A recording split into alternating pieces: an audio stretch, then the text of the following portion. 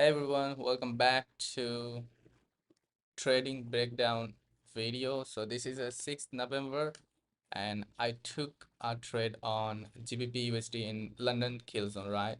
So I'm gonna give you the whole confluences why I took this trade, and it didn't hit TP, but it would obviously. So let me at first let's go to DXY. All right. So on DXY we would go daily time frame, and here we actually sweep this high and saw a clean rejection, and we have this opening gap to right, daily opening gap to fill. Another thing, I know that in November to December it's actually bearish seasonal tendency. If you know ICT concepts, you would know that. So it's obviously that's why I was more lean to bearish thing. And another confluence was that this is actually Thursday. So Thursday we have reversals, right? So let me just go to EURUSD on 1 hour time frame. If we see that,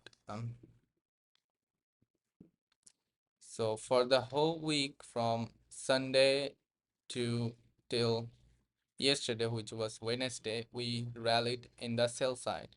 So what happens in the Thursday is actually reversal, right?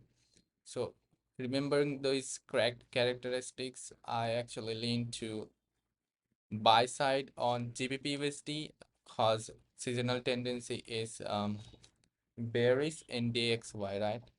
So, and there was a lot of gaps to be filled. So that was actually my reason to take the buy side trade, right? So what happened in the London kill zone when opened, we see a Asian session low swept. After that, a big displacement candle did a market structure shift. Of when it came back, I just enter on this breaker, blending with uh, a fair value gap, right? I used this one. Okay. So I use this fair value gap blending with that breaker block. So I entered here, and it took a little bit long because of that mm, what is called like the lunchtime, London lunchtime. It ranged a little bit. So after all, it's about to hit my TP.